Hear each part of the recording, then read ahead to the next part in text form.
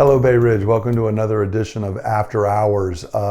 Everything has been shifting and changing. In fact, at one point, Stephanie had already recorded a different After Hours, but kind of got overtaken by events because of everything going on with the coronavirus, COVID-19, and the new regulations coming down from the governor. And so I want to talk about being the church during social distancing, as it's called, where we're not all supposed to congregate and get together. And how do we do that? You may not be aware, but the CDC called last night for no groups of 50 people or more for the next 8 weeks.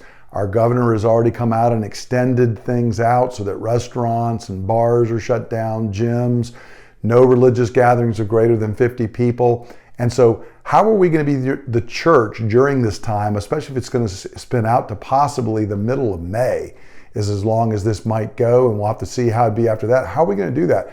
Well, we're trying to really serve everyone during this time. We're trying to think ahead as the staff and the church leadership and look for how we can continue to serve and work and do this. And I want to take a moment just to remind us of who we are. We are a church that says we love, connect, serve, reach. And so how are we going to do that during this time? Well, we're going to love, connect, serve, reach. We may have to change the format in which we do it, but we're still having the same goal. So what does that look like? Well, first, love. This is when we gather together on Sundays. Obviously, we can't come in together. We're going to be putting information and services out just as we did this week. I again want to give a big shout out of thanks to all the people that are involved in doing that. Most of you are able just to sit home on Sundays and watch, but there's a whole group of people. The worship team coming together, spending time and making it happen. Dave Trossel's putting a lot of work on the audio, getting that even improved, along with Jim Lenahan working with him. Tony Marsh and Stephanie have to do a massive amount of videoing and working on things afterwards and getting that up there. Jer's been helping to think through ahead of schedule and ahead of time what it is we're trying to do and how we're going to serve. So I want to thank them for doing it. And here's how you can say thanks to everyone for doing it. And that is that as we continue to work and put out these materials and do things, both written and video, we want to encourage you, join in and worship each Sunday. It's critical. This is not 2 months off where I just go off and I've got a free day on Sunday and let's go to the park or let's go sailing.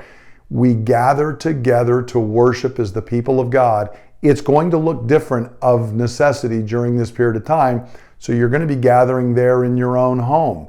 But what we want to encourage you to do is actually do it. And that doesn't mean to have it kind of playing in the background while you're off doing something else.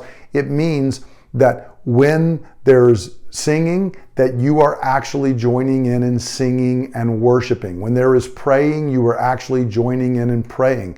When we have someone teaching, that you are really giving it attention and trying to let God's word penetrate. This is absolutely critical. You and I would not go 8 weeks without eating and drinking. We can no more go 8 weeks without gathering in some sense for worship, for hearing and receiving God's word, for praying together, for singing. It's essential that we do this.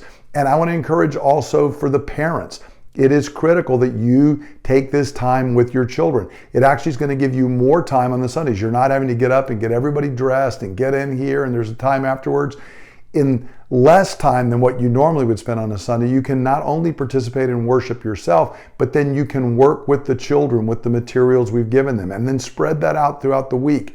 Use this time to reinforce the principles that I've always encouraged us to do, which is families are to be the primary movers of discipleship. We are working and doing so. Use this time to reset and to do that.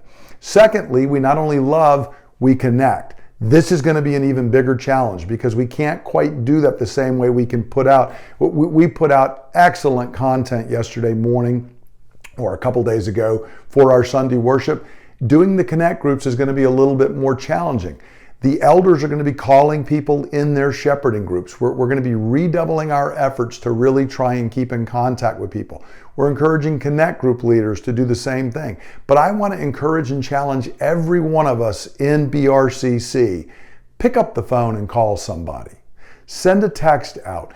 check in on folks that are in your Connect group, or folks that you serve with, or folks that you just know and are friends with. Reach out. Don't assume people are in contact, because as we move along, many people are having to move to teleworking.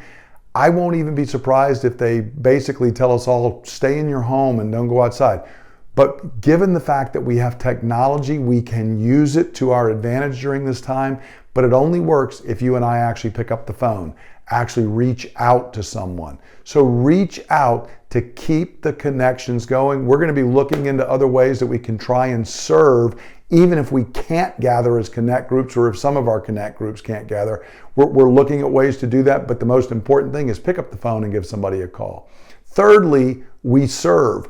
This is related back to what we're talking about connecting. When you're talking with someone, we may have some folks who, for health reasons, can't even really get out and do some essential shopping they need, or get to the store or do something. We might be able to go and pick it up for them and then come over and drop it off at the house.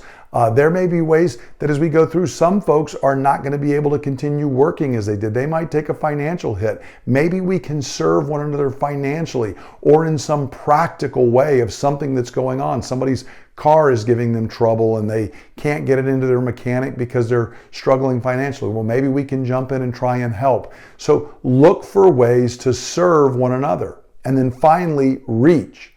One of the big things that we can do right now is some of your neighbors or your family members who are not believers, or friends or people that you normally work with, they may start increasingly experiencing fear or anger or something else during that time. That's an opportunity for you and me to reach out to them with the good news of the gospel. That's an opportunity for us to look for ways to serve them by reaching them with the gospel and help pointing them to Christ. And we can also all be praying. Pray for our leaders during this time. Pray for BRCC and all the people who are in our congregation. Pray for the spread of the gospel here in Annapolis and around the world, because this is going on. It's even more strict in places like Italy right now.